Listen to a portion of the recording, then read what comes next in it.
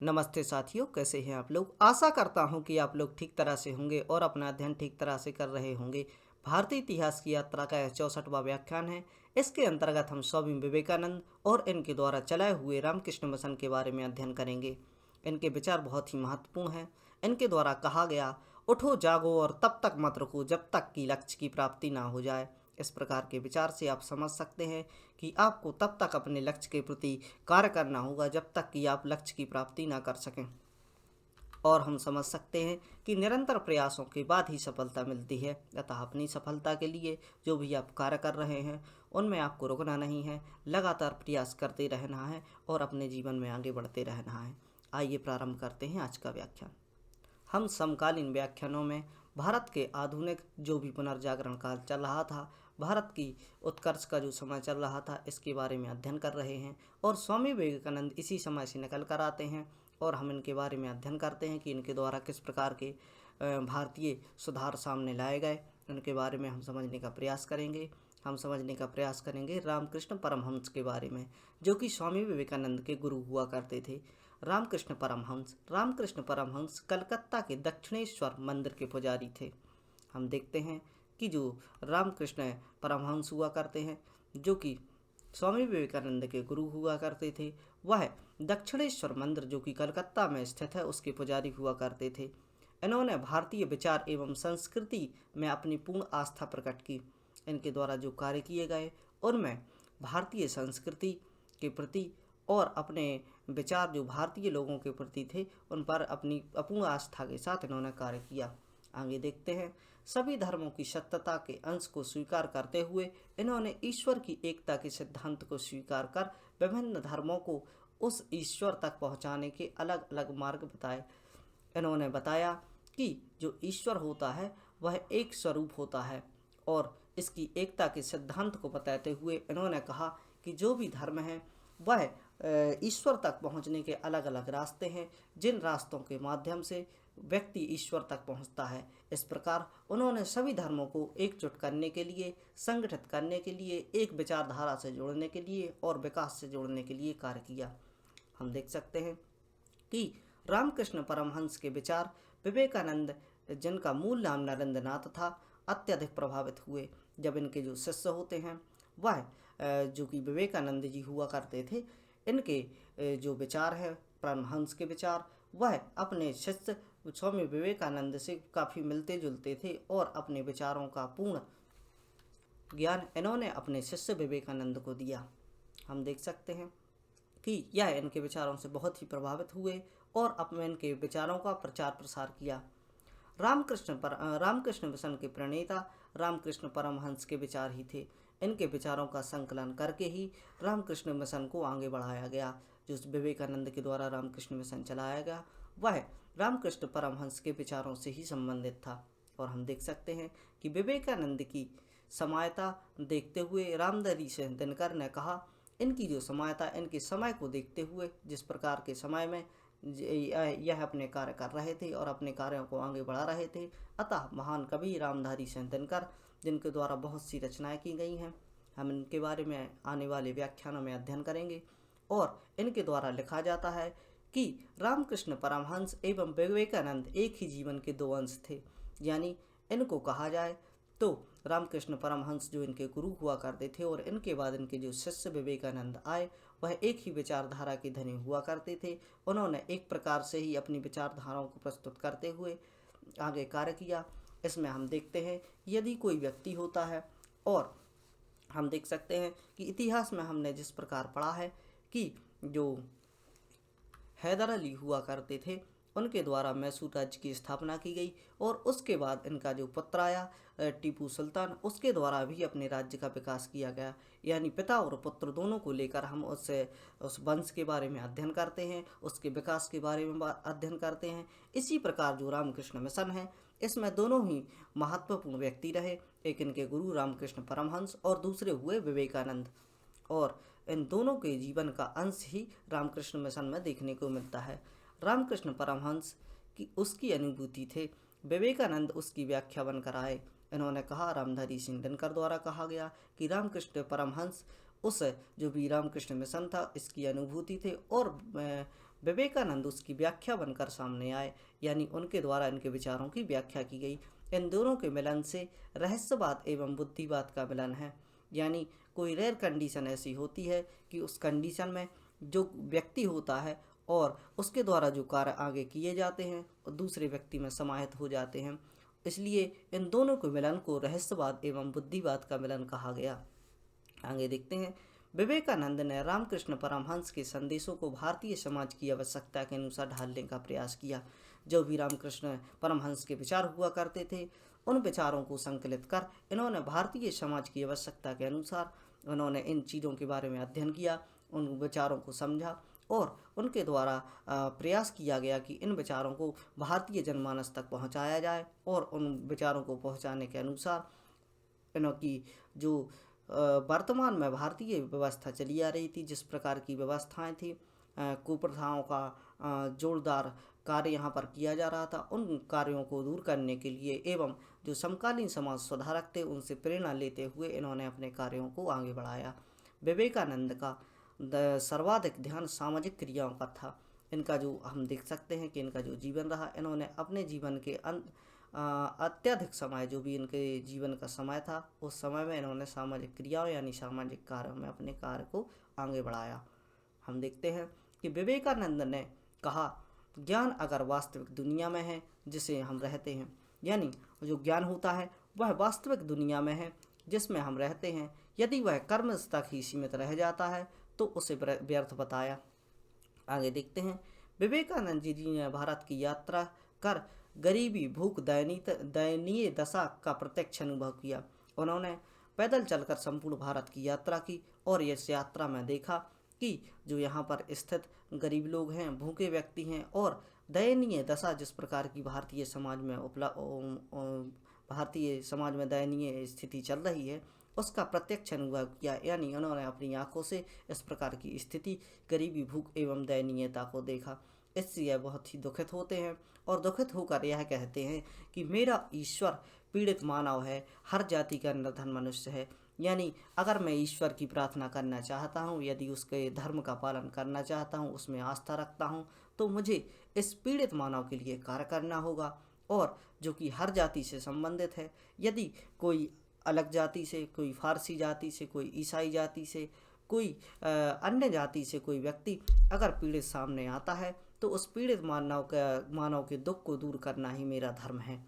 इस प्रकार के विचार इनके द्वारा अपनाए गए और इनके द्वारा अपना विचार रखा गया कि मेरा ईश्वर पीड़ित मानव है, हर जाति का निर्धन मनुष्य मेरा ईश्वर है। और आगे देखते हैं। स्वामी विवेकानंद जी राष्ट्रीयता के समर्थक थे। इन्होंने भारतवासियों में आत्मविश्वास की भावना जागृत की। यह राष्ट्रीयता के समर्थक हुआ करते थे और इन्होंने जब अपने राष्ट्र में जो भारत क्षेत्र था, इस क्षेत्र में व्याप्त समस्याओं को देखा तो इन्होंने भारतीयों में आत्मविश्वास की भावना को जागृत करने का प्रयास किया। इन्होंने देखा कि किस प्रकार भारतीय अपने आप को दुर्बलता की स्थिति में ले जा रहे हैं और किस प्रकार अपने आप को दुर्बल तथा यूरोपीय देशों के लोगों को सबल समझते हैं। अतः इस प्रकार इन्होंने आत्मविश्वास की भावना जगाकर लोगों में अपने जीवन जीने की अलग को जगाने का प्रयास किया तथा दुर्बलता को पाप बताया तथा शक्ति की पूजा का आह्वान किया। जो भी दुर्बलता होती है, जो भी व्यक्ति के अंदर जो भी ऐसी सोच होती है कि किस प्रकार कार्य करना चाहिए, और दबे हुए समाज में होने के कारण लोग अपने आप को उस माहौल में ढाल लेते हैं। इस प्रकार की दुर्बलता को इन्होंने देखा और इसे पाप बताया तथा शक्ति की पूजा का आह्वान किया। आगे देखते हैं। इनका मानना था कि भारतीयों की आत्मा उनके धर्म और अध्यात्म में निवास करती है। हम अंतःकरण से देख सकते हैं कि यदि कोई किसी धर्म को मानता है तो उसकी आत्मा यानी उसकी इंटरनल जो एनर्जी होती है उस धर्म के प्रति झुकी हुई होती है। यदि आप हिंदू हैं तो हिंदुत्व के प्रति आपकी जो धारणा होगी वह अलग ही विचार रखेगी, और आप मुस्लिम हैं तो आपकी जो मूल धारणा है वह मुस्लिम धर्म की ओर ज़्यादा झुकी हुई दिखेगी। इस प्रकार इन्होंने कहा कि आत्मा जो कि भारत की आत्मा है वह धर्म और अध्यात्म में निवास करती है, परंतु उन्हें ऐसे धर्म को नकारा जो किसी विधवा के आंसू ना पहुँचे और किसी गरीब की रोटी ना प्रदान कर सके। साथ ही इन्होंने ऐसे धर्म को भी नकारा। जिस प्रकार हम देखते हैं कि किसी समाज में बहुत ही धार्मिक पुरुष रहते हैं और उसी धर्म में में जो व्यक्ति होते हैं वह एक चीज़ और देखते हैं कि किसी पड़ोस में यदि कोई विधवा के आंसू नहीं पहुंच रहा, उसको उसकी दुखित स्थिति का मुआवजा नहीं ले रहा, उससे कोई इस प्रकार के संबंध नहीं कर रहा कि वह अपने जीवन को आगे बढ़ा सके, उसको प्रोत्साहन दिया जा सके, और किसी गरीब को रोटी नहीं मिल रही, तो इस प्रकार के धर्म का कोई मतलब नहीं। यदि आप किसी धार्मिक स्थिति में हैं तो इन सब चीज़ों को सुधारने का प्रयास करें, और इन सब चीज़ों को यदि आप सुधार नहीं कर पा रहे हैं तो आपका धार्मिक होना या आध्यात्मिक होना एक नकारात्मक पहलू है। यदि आप धर्म में हैं और ऐसे धर्म में जो इन सब चीज़ों के लिए कार्य करता है, विधवाओं का सम्मान करता है, उनके लिए एक बेहतर जीवन की व्यवस्था करता है और गरीबों के लिए कार्य करता है, उनको भोजन प्रदान करने के लिए सजग रहता है, तो वह धर्म और आध्यात्मिक सकारात्मक पहलू होता है। यदि आप ऐसे धर्म में निवास कर रहे हैं और इस प्रकार की कुरीतियों को सामने लाकर रख रहे हैं तो इस प्रकार के धर्म को इनके द्वारा नकारा गया। आगे पढ़ते हैं इनके बारे में। इन्होंने नर सेवा को ही ईश्वर सेवा बनाया, क्योंकि मानव ही ईश्वर का रूप है। जैसे कि हम पढ़ चुके हैं कि इन्होंने पीड़ित मनुष्य को अपना, जो भी गरीब मनुष्य थे, जो भी पीड़ित मनुष्य थे, उनके लिए अपना ईश्वर बताया। तो इन्होंने नर सेवा को ही ईश्वर की सेवा बनाया, क्योंकि मानव ही ईश्वर का रूप होता है। आगे देखते हैं। स्वामी विवेकानंद भारतीय धर्म और एवं दर्शन के प्रचार के लिए विदेशों में भी गए और 11 सितंबर 1893 में इन्होंने शिकागो विश्व धर्म सम्मेलन में भाग लिया। जो भी शिकागो में विभिन्न धर्मों की जातियों को एकत्रित कर जो धर्म सभा आयोजित की गई थी और उसको इन्होंने अटेंड किया, जो कि समय था 11 सितंबर 1883। आपकी परीक्षा की दृष्टि से महत्वपूर्ण है, आप इसको याद रखिए। और हम देखते हैं कि स्वामी विवेकानंद ने भारतीय धर्म और दर्शन के प्रचार के लिए विदेशों में यात्रा की, जो शिकागो की यात्रा इनके द्वारा की जाती है। इसके अलावा इन्होंने यूरोपीय देशों की भी यात्राएं की, हम देख सकते हैं। और वेदांत पर अपना भाषण देकर सब लोगों के लिए इन्होंने, जो शिकागो में जो इनका सम्मेलन था, इनका जो व्याख्यान होता है बहुत ही प्रमुख व्याख्यान होता है, और इस व्याख्यान के बाद इनकी छवि और ही अधिक निखर गई। हम देखते हैं कि यह व्याख्यान बहुत ही महत्वपूर्ण है, इसके बारे में आप पढ़ सकते हैं। और हम देखते हैं विवेकानंद ने शाश्वत एवं समाजवादी कार्यों का निरंतर जारी रखने के लिए 1897 में रामकृष्ण मिशन की स्थापना की। बहुत ही महत्वपूर्ण, इसको आप याद रखिए रामकृष्ण मिशन के बारे में, कि 1897 ईस्वी में इनके द्वारा रामकृष्ण मिशन को प्रारंभ किया गया। यह जो रामकृष्ण मिशन को स्थापित करने के पीछे इनका लक्ष्य था, वह शाश्वत एवं समाजवादी कार्यों को निरंतर जारी रखने के लिए इन्होंने जो अपने कार्य किए उनको सस्टेनेबल यानी सतत बनाने के लिए, आगे की पीढ़ियां इससे कुछ सीख लें, आगे का समाज इससे सुधारवादी स्थिति में आ सके, उसके लिए इन्होंने यह कार्य किया कि 1897 ईस्वी में जब रामकृष्ण मिशन की स्थापना की जाती है तो यह इस प्रकार स्थापित किया जाता है कि यह लंबे समय तक चले। और हम देख सकते हैं कि इसके प्रभाव आज भी देखे जा सकते हैं। आज भी कई विद्यालय विश्वविद्यालय इनके नाम पर खोले गए हैं, जिनमें शिक्षा का प्रचार किया जा रहा है, और कई राज्यों में इनके द्वारा चलाए हुए जो भी प्रयास थे वह आज भी सजग रूप से चल रहे हैं। 1899 में बेल्लूर मठ इसका केंद्र बनाया गया। जो रामकृष्ण मिशन था, इसका प्रमुख केंद्र बेल्लूर मठ को बनाया गया, जो आज भी विद्यमान है। इसी के द्वारा देश और विदेशों में अवस्थित हजारों केंद्रों में को नियंत्रित किया जाता है, जो कि इनका जो हेडक्वार्टर यानी मेन जो क्षेत्र हुआ करता था वह बेल्लूर मठ हुआ करता था। और आज भी इसी बेल्लूर मठ के द्वारा देश एवं विदेशों में व्याप्त यानी उपस्थित केंद्रों को इसी के द्वारा नियंत्रित किया जाता है। और जो भी यहाँ की रामकृष्ण मिशन की जो नीतियाँ हैं वह यहीं से तैयार की जाती थी। आगे हम देख सकते हैं, यहाँ से धर्म के प्रचार के साथ साथ जनहित लोक कल्याण कार्यों को संपन्न किया जाता था। मिशन के द्वारा अनेक विद्यालयों, छात्रावासों, अनाथालयों, चिकित्सालय आदि का संचालन किया गया। यह अपने लक्ष्य की पूर्ति को करते हुए, जिस प्रकार हमने कहा कि रामकृष्ण मिशन का जो लक्ष्य था वह शाश्वत एवं समाजवादी कार्य का अर्थ है कि समाज के लिए जो भी कार्य किए जा रहे हैं उन कार्यों की विचारधारा को सामने रखते हुए अपने कार्यों को आगे बढ़ाना। इसमें इन्होंने विद्यालयों की स्थापना की, छात्रावास बनवाए, अनाथालय बनवाए, चिकित्सा आदि के संचालन किया गया। आगे देखते हैं, मिशन प्राकृतिक आपदा के समय जनहित कार्यों को प्रोत्साहन प्रदान करता था। यह मिशन एक और कार्य करता था। इस समय जो भी प्राकृतिक आपदाएं, महामारियां हुआ करती थी, इन मिशन में जो भी इनके अनुयायी, जो भी इनके फॉलोवर हुआ करते थे, जो भी इसके सदस्य हुआ करते थे, इन सदस्यों के द्वारा प्राकृतिक आपदा के समय लोगों की सहायता की जाती थी। रामकृष्ण मिशन परमहंस रामकृष्ण परमहंस का स्वामी विवेकानंद के विचारों और प्रस्तुत आदर्शों को सर्वधारण तक पहुंचाने के लिए विभिन्न भाषाओं की पुस्तकें लिखी गईं। हम देखते हैं कि रामकृष्ण मिशन द्वारा एक कार्य और किया गया। इस कार्य में रामकृष्ण परमहंस एवं स्वामी विवेकानंद के विचार, जो भी इनके विचार थे, उनको प्रस्तुत करने के लिए उनके आदर्श तथा सर्वधारण यानी सभी लोगों के लिए साधारण जो विचार हैं जो पहुंचाए जा सकते थे, उन विचारों के लिए पुस्तकें भी प्रकाशित की गईं। आगे देखते हैं। इस प्रकार आज भी जनसेवा, आध्यात्मवाद और धार्मिक एकता का संदेश विश्व के कोने कोने तक पहुंचा रहा है। जो रामकृष्ण मिशन है, आज भी इसके द्वारा जनसेवा, आध्यात्म और धार्मिक एकता के संदेश को देश के कोने कोने तक पहुंचाया जा रहा है। देश एवं विदेश यानी विश्व के कोनों कोनों तक पहुंचाया जा रहा है तथा रामकृष्ण परमहंस एवं विवेकानंद के विचारों को मूर्त रूप प्रदान करने का प्रयास किया जा रहा है। जो भी इनके विचार हुआ करते रहे, रामकृष्ण मिशन में रामकृष्ण परमहंस एवं विवेकानंद के विचारों को मूर्त रूप प्रदान करके देश के विभिन्न कोनों तक पहुंचाया जा रहा है। साथ ही विदेशों में भी इसका प्रचार किया जा रहा है। अतः हम कह सकते हैं कि भारत का नवजागरण आज भी विवेकानंद और रामकृष्ण मिशन का महत्वपूर्ण योगदान है। इस मिशन की स्थापना स्वामी विवेकानंद ने कोलकाता के बेलूर में की थी। स्वामी विवेकानंद के बचपन का नाम नरेंद्र दत्त था। उनका नाम विवेकानंद उनके गुरु रामकृष्ण परमहंस ने रखा। विवेकानंद को स्वामी की उपाधि, बहुत ही प्रमुख क्वेश्चन यहाँ से बन सकते हैं, कुछ आपको याद रखना है कि इनका जो स्वामी विवेकानंद ने कोलकाता के वेलूर में अपना जो रामकृष्ण मिशन की शुरुआत की, उसके अलावा इनके बचपन का नाम बहुत ही बार पूछा जा सकता है। चूँकि यह चीज़ें तो आपको सामान्य बातें हैं, याद ही होंगी। इसमें हम देख सकते हैं इनकी बचपन का नाम नरेंद्र दत्त था, इनके गुरु का नाम रामकृष्ण परमहंस था। विवेकानंद जी को स्वामी की उपाधि दी।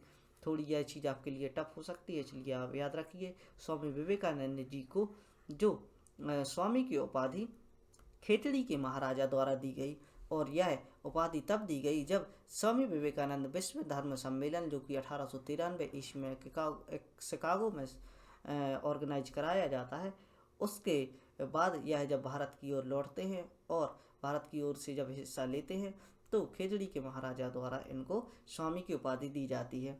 स्वामी विवेकानंद को सुभाष चंद्र बोस ने आधुनिक राष्ट्रीय आंदोलन का आध्यात्म पिता कहा। जो भी आधुनिक राष्ट्रीय आंदोलन हो रहे थे, जो समाज सुधार एवं पुनर्जागरण का, भारतीय पुनर्जागरण का काल चल रहा था, इस काल में इनके द्वारा जो भी योगदान किया गया, उस योगदान को देखते हुए नेताजी सुभाष चंद्र बोस द्वारा इनको आधुनिक राष्ट्रीय आंदोलन का आध्यात्मिक पिता कहा गया। इनके विचार हम देख सकते हैं, सत्य एक ही है और उस तक पहुंचने के रास्ते अलग अलग हैं। सत्य, जो कि इन्होंने ईश्वर स्वरूप बताया है कि सत्य एक ईश्वर है और ईश्वर तक पहुंचने के लिए अलग अलग रास्ते हो सकते हैं, लेकिन वास्तव रूप में सत्य एक ही है, यानी ईश्वर एक ही है। आगे हम देख सकते हैं इनके बारे में थोड़ी सी जानकारी लेते हैं। इनका जन्म 12 जनवरी 1863 ईस्वी में हुआ। बचपन का नाम नरेंद्रनाथ था। इनकी स्मरण शक्ति अद्भुत थी। हम देख सकते हैं कि यह एक बार जिस पुस्तक को पढ़ लेते थे, जिस पाठ को पढ़ते थे, उसको पूरा याद कर लेते थे। यानी इस प्रकार हम देख सकते हैं इनकी जो स्मरण शक्ति थी बहुत ही अद्भुत हुआ करती थी। कई ऐसे इंसिडेंट हैं, कहीं स्टोरी हैं, जिनके बारे में हम पढ़कर पता लगा सकते हैं कि इनके द्वारा जो कार्य किए गए, इनकी स्मरण शक्ति के बारे में। क्योंकि अभी हम परीक्षाओं की दृष्टि से पढ़ रहे हैं, अतः जो भी इम्पोर्टेंट जानकारी है हम वही एक्वायर करने का प्रयास करेंगे। यदि हम भविष्य में जो समय होता है तो उसमें हम इनकी विस्तृत जानकारी का भी जानने का भी प्रयास करेंगे। यहाँ हम देख सकते हैं कि 1881 ईस्वी का समय होता है जब इनकी भेंट रामकृष्ण परमहंस से होती है और इन्हें अपना गुरु बना लिया जाता है। इन्होंने संपूर्ण भारत की पैदल यात्रा की। इस तरह इन्होंने भारत को अपना घर बना लिया। जब यह संपूर्ण भारत की पैदल यात्रा करते हैं और लोगों की समस्याओं को सुनते हैं, उनकी गरीबी तथा बेरोजगारी की स्थिति को देखते हैं और समाज में व्याप्त बुराइयों, कुरीतियों एवं जो भी अनैतिक कार्य हैं उनके लिए देखते हैं, तो यह बहुत ही दुखी होते हैं और लोगों की चीज़ों को समझने का प्रयास करते हैं। साथ ही वापस लौटकर यह उनके इस प्रकार के कार्य करते हैं ताकि उस जीवन में उनके जीवन में सुधार लाया जा सके। अतः हम कह सकते हैं कि इन्होंने अपने विचारों को केवल लोगों तक पहुंचाया ही नहीं, साथ ही उनकी समस्याओं का समाधान करने का प्रयास भी इनके द्वारा किया गया। इन्होंने यूरोप के विभिन्न देशों की यात्रा की व अपने व्याख्यान दिए। 1 मई 1857 में कलकत्ता के वेल्यूर में, यहाँ 1857 नहीं 1887 है, कलकत्ता के वेल्यूर में रामकृष्ण मिशन की स्थापना की। इनके जीवन पर सबसे बड़ा प्रभाव भारत के प्राचीन दर्शन का पड़ा। इनके द्वारा बहुत ही अध्ययन किया गया। जो भी भारतीय प्राचीन दर्शन के ग्रंथ हुआ करते थे, इनका अध्ययन इनके द्वारा किया गया। अतः इनके जीवन पर जो प्रभाव पड़ा वह इन्हीं धर्म ग्रंथों का पड़ा। इन्होंने कहा कि भारत का सत्यानाश का कारण यही है कि भारत की संपूर्ण विद्या, बुद्धि, राजशासन और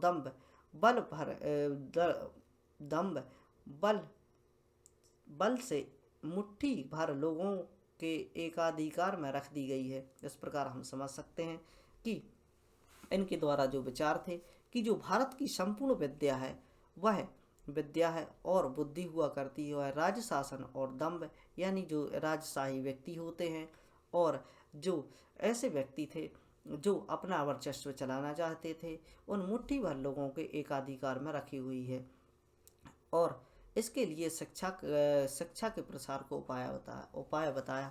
यदि आपको इस प्रकार दबे कुचले व्यक्तियों के लिए, जो भी समाज में व्याप्त अशिक्षित व्यक्ति हैं, उनको शिक्षा कराकर ही इस प्रकार के कार्य किए जा सकते हैं कि इनके एकाधिकार को समाप्त कर सकें और जन चेतना को आगे बढ़ाया जा सके।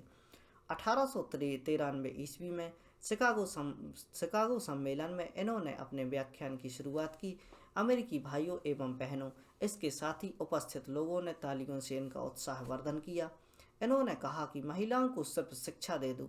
इनके जो विचार थे कि इनके द्वारा महिलाओं के बारे में कहा गया कि महिलाओं को सिर्फ शिक्षा दे दो, इसके बाद वह स्वयं बताएंगी कि उनको किस प्रकार की सुधार की आवश्यकता है। महिलाओं के विकास के बिना इस देश का विकास असंभव है। इनके द्वारा कहा गया कि आप महिलाओं को शिक्षा दे दीजिए, इसके बाद वह खुद डिसाइड करेंगी या खुद बताएंगी कि उनको किस प्रकार के विकास की आवश्यकता है। आगे हम देखते हैं इनके बारे में। इनके वो कुछ विचार। किसी दिन जब आपके सामने कोई समस्या ना आए तो आप सुनिश्चित हो सकते हैं कि आप गलत मार्ग पर चल रहे हैं। यानी यदि आप किसी कार्य के लिए कर रहे हैं और आपके सामने समस्याएं आती हैं तो वह एक पॉजिटिव साइन है कि आप अपना जो कार्य है उसको आगे बढ़ा रहे हैं। यदि आपसे कोई गलती हो जाती है या आपके द्वारा गलतियां की जाती हैं तो आप सुनिश्चित कर सकते हैं कि आप गलत मार्ग पर चल रहे हैं। आगे देख सकते हैं। पवित्रता, धैर्य और दृढ़, ये तीनों सफलता के लिए आवश्यक है। इससे ऊपर प्यार है। हम देख सकते हैं कि पवित्रता यानी आप जिस प्रकार पवित्रता के साथ कार्य करते हैं और धैर्यपूर्वक कार्य करते हैं, यानी आप यदि अपने कार्य में धैर्य रखते हैं और शांतिपूर्वक अपना कार्य को आगे बढ़ाते हैं, यदि आप आक्रोशित हो जाते हैं तो कार्य वहीं से समाप्त हो जाता है या नष्ट हो जाता है। यदि आप धैर्य रखते हैं किसी कार्य को करने में और आगे बढ़ते जाते हैं, और दृढ़ता, यह जो तीनों चीज़ें हैं, दृढ़ता यानी अपने कार्य के प्रति सजग रहना या उसको छोड़ना असंभव करना, यानी आपको पवित्रता से, धैर्यपूर्वक और दृढ़ता के साथ कार्य करना है। यह तीनों सफलता के लिए आवश्यक है। और इसके ऊपर प्यार की जो भावना है, जो स्नेह की भावना है लोगों के प्रति, उसको आपको बरकरार रखना है। और इस प्रकार के प्रयास आपको समझ आ रहे होंगे और इसके साथ ही आज का व्याख्यान समाप्त करते हैं। और यदि आप इस प्रकार की जानकारी लोगों तक पहुंचाना चाहते हैं, ऐसे बच्चे जो परीक्षाओं की तैयारी कर रहे हैं, तो इसको फैलाने का प्रयास करें। पढ़ते रहिए, खुश रहिए। धन्यवाद। जय हिंद।